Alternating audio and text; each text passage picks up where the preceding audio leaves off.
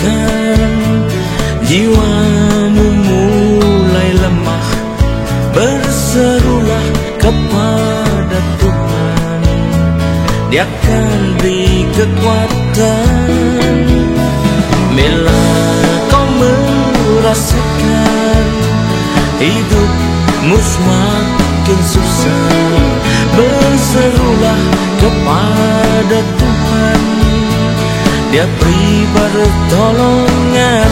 Dalam susah dan pencobaan, dunia serasa menekan, lari tanpa tujuan, tiada kelepasan. Bertelutlah di kaki Tuhan, Dia tak pernah tinggalkan. Yesuslah yang belahkan dan beri kemenangan.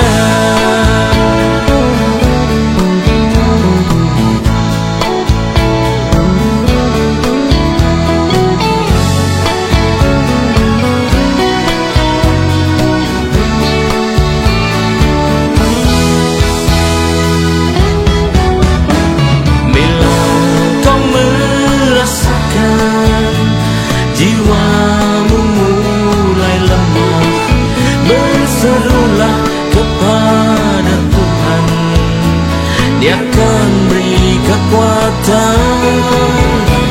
Bila kau merasakan hidupmu semakin susah, berserulah kepada Tuhan, Dia beri pertolongan.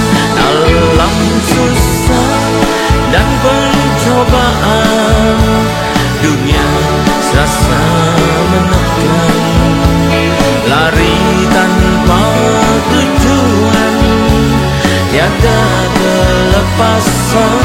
Bertelutlah di kaki Tuhan, Dia tak pernah tinggalkan. Yesuslah yang melahkan dan beri kemenangan. Dalam susah dan pencobaan, dunia serasa menekan, lari tanpa tujuan, tiada kelepasan. Bertelutlah di kaki Tuhan, Dia tak pernah tinggalkan. Yesuslah yang belahkan dan beri kemenangan. Yesuslah yang belahkan dan beri kemenangan. Yesuslah yang belahkan dan beri kemenangan.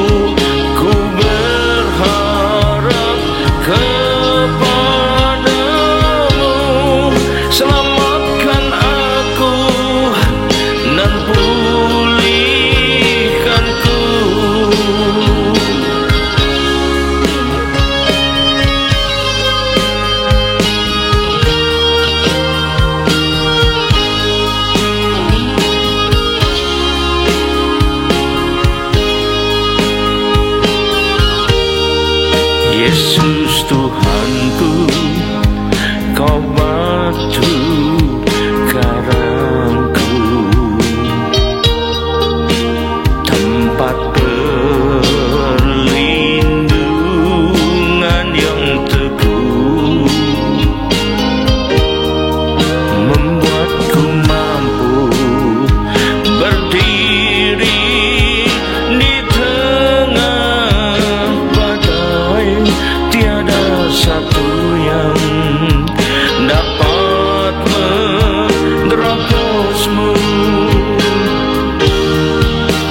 Ku aman di dalam perlindungan Tuhan, batu karang yang teguh, sumber keselamatanku, tempatku bernaung untuk selamanya, penolong dan penyembuh semua sakitku.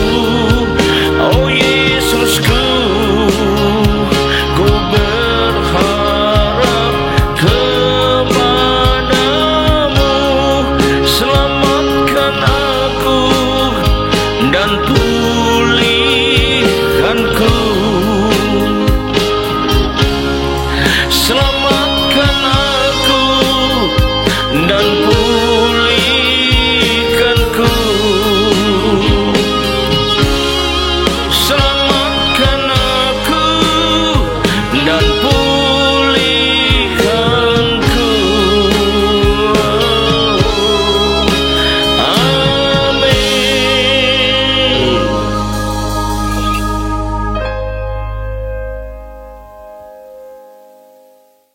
Shalom, selamat berjumpa kembali saudara kasih Tuhan. Mari kita segera masuk dalam firman Tuhan, menerima firman Tuhan. Mari kita berdoa dulu. Terima kasih Tuhan, urapilah kami semua Tuhan. Urapi hamba-Mu yang menyampaikan firman ini, agar firman ini tidak kembali dengan sia-sia, dan masuk dan tumbuh dalam hidup kami, dan menghasilkan buah yang baik dan berlipat ganda, yaitu sampai 30 kali, 60 kali, bahkan 100 kali ganda. Dan urapilah kami dengan urapan roh hikmat dan wahyu daripada-Mu, agar kami boleh menangkap dan mengerti firman dengan baik dan benar, yaitu tepat seperti apa yang Kau maksud pada kami semua. Dan bukalah Tuhan pikiran kami, bukalah indera rohani kami, agar kami boleh menghayati firman-Mu ini sampai sedetil-detilnya sesuai dengan Kau maksud pada kami semua.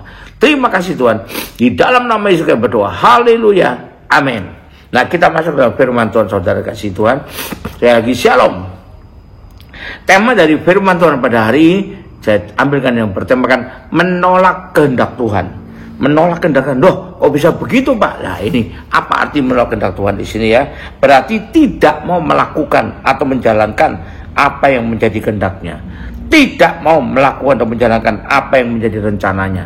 Tidak mau melakukan atau menjalankan apa yang menjadi ajarannya, bahkan mempercayainya. Tidak mau melakukan atau menjalankan apa yang menjadi perintahnya. Itu semua termasuk dalam menolak kehendak Tuhan ya. Nah, pertanyaannya, kalau sampai ini dilakukan oleh orang percaya, apalagi kalau dia ada pelayan Tuhan atau pekerja atau bahkan hamba Tuhan sekalipun, mengapa kok bisa begini ya?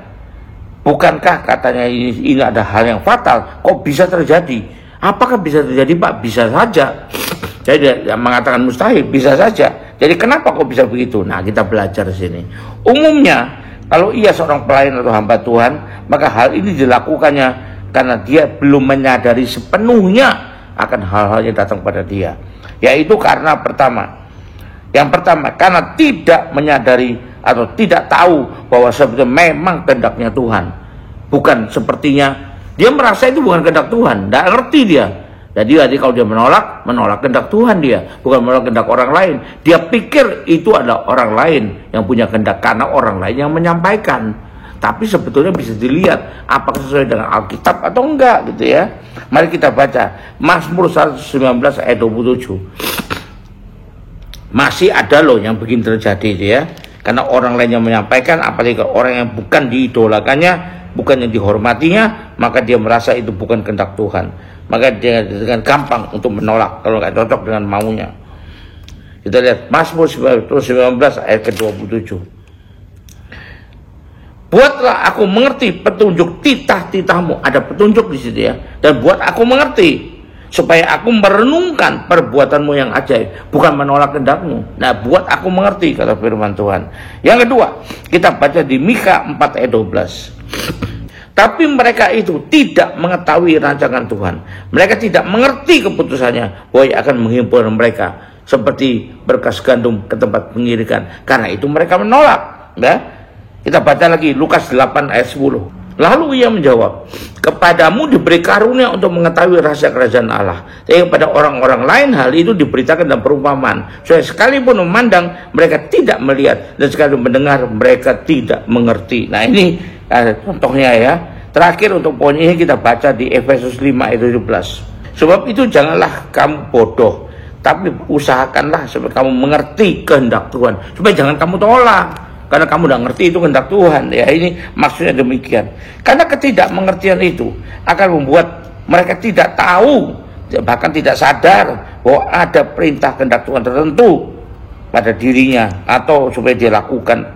Itu sebabnya Tuhan mengingatkan pada kita semua, mengingatkan untuk kita bisa mengerti akan Tuhan itu, punya pengetahuan akan Tuhan. Kita baca Hosea 4 ayat 6. Tuhan mengingatkan pada kita semua.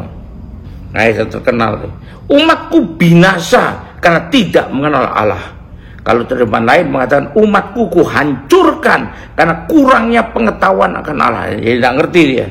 Kenapa dihancurkan? Karena kurangnya pengertian akan Allah sehingga tidak melakukan kehendak Tuhan. Karena engkau lah yang menolak pengenalan itu, maka aku juga menolak engkau menjadi imamku. Karena engkau melupakan pengajaran Allahmu, maka aku juga melupakan anak-anakmu. Ini suatu firman yang keras juga nih ya buat kita ya. Itu yang pertama. Yang kedua, kenapa orang menolak kehendak Tuhan? Karena dia masih dikuasai oleh pikiran keinginan duniawi semata. Dia tertutup semua. Yang dikuasai menjadi pikirannya, jadi ingatannya, jadi apa yang dia pikirkan hanya yang duniawi saja. Karena masih dikuasai. Makanya waktu kehendak Tuhan datang pada dia, dia tidak bisa menangkap, tidak bisa mengerti, bahkan tidak bisa menyadarinya ya. Kita baca Kolose 1 ayat 1 sampai 3. Maka berhati-hatilah kita jangan menjadi orang-orang duniawi saja. Kolose 1 ayat 1 sampai 3. Kolose 3 ayat 1 sampai 3. Karena itu kalau kamu dibangkitkan bersama dengan Kristus, carilah perkara di atas, di mana Kristus ada. Duduk sebelah kanan Allah dan pikirkanlah perkara yang di atas, bukan yang di bumi saja. Dan kamu telah mati dan hidupmu tersembunyi bersama dengan Kristus di dalam Allah. Nah, kita perlu tahu sedemikian adanya ya. Jadi kita jangan dikuasai oleh pikiran keinginan duniawi semata. Berikutnya kita baca Roma 8 ayat 4 sampai 8. Betapa berbahayanya kalau kita hanya dikuasai oleh keinginan duniawi. Supaya tuntunan hukum Taurat digenapi dalam kita, yang tidak hidup menurut daging tapi menurut roh. Sebab mereka yang hidup menurut daging memikirkan hal-hal yang dari daging. Mereka yang hidup menurut roh memikirkan hal-hal yang dari roh. Karena keinginan daging adalah maut, tapi keinginan roh adalah hidup dan damai sejahtera. Sebab keinginan daging adalah perseteruan atau permusuhan terhadap Allah. Karena ia tidak takluk kepada hukum Allah, hal ini memang tidak mungkin baginya. Mereka hidup dalam daging tidak mungkin berkenan kepada Allah. Nah, kita perlu tahu ya, dikatakan demikian. Jadi dipikirkannya oleh orang yang demikian ini bukannya hal yang surgawi atau kehendak Tuhan, tapi justru hal yang duniawi yang baginya adalah seperti orang buta, tidak mengerti atau dibutakan terhadap kehendak Tuhan. Itu yang kedua. Yang ketiga, kenapa menolak kehendak Tuhan? Karena merasa tidak sesuai dengan konsep selera pikirannya sendiri, pandangannya sendiri. Ini hati-hati. Tidak sesuai, biasanya tidak bisa begitu. Nah, ini karena hidupnya secara duniawi saja ya. Yang diutamakan adalah konsepnya sendiri. Kita baca Filipi 2 ayat 5. Makanya kita harus pakai pikiran perasaan Kristus, baru kita mengerti. Kalau tidak, kita tidak bisa nangkap, tidak bisa ngerti. Yang kita cari yang sesuai dengan konsep kita saja, dengan selera kita saja, dengan pandangan kita saja. Filipi 2 ayat 5 dikatakan, hendaklah kamu dalam hidupmu bersama menaruh atau mengenakan pikiran dan perasaan yang juga terdapat di dalam Kristus. Nah, ini bagi kita mengerti ya. Maka kita haruslah terus belajar, banyak mendekat kepada Tuhan, agar pikiran perasaan kita atau konsep dan pola pikir kita bisa terimpartasi dengan pikiran dan perasaan Kristus. Artinya kita bertumbuh, nah naik level-level berikutnya. Kita baca lagi Efesus 4 ayat 23. Supaya kamu dibaharui dalam roh dan pikiranmu. Nah ini kita bertumbuh itu dibaharui, artinya dalam roh dan pikiranmu. Kita baca lagi Filipi 4 ayat yang ke-7. Damai sejahtera Allah yang melampaui segala akal akan melihara hati dan pikiranmu di dalam Kristus Yesus. Nah ini ya. Lalu kita baca lagi 1 Korintus 14 ayat 20. Saudara-saudara, janganlah sama seperti anak-anak dalam pemikiranmu, ya. Jadilah anak-anak dalam kejahatan, tapi orang dewasa dalam pemikiranmu, konsepmu, ya ini pandanganmu sesuaikan dengan apa ada Kristus, maka Anda bisa mengetahui kehendak Allah. Jadi juga tidak menolaknya, ya. Itu jelas dikatakan demikian. Nah, itu yang ketiga. Yang keempat, kenapa orang menolak kehendak Allah? Karena hatinya keras atau dikeraskan dan pikirannya sempit. Hati-hati kalau gitu. Wah, tidak bisa itu ya. Karena dia terlalu hanya mementingkan dirinya sendiri, menganggap dirinya paling benar, menganggap itu tidak menguntungkan, menganggap itu pasti tidak bisa cocok dengan dirinya. Maka kita baca Keluaran 7 ayat 3, ya.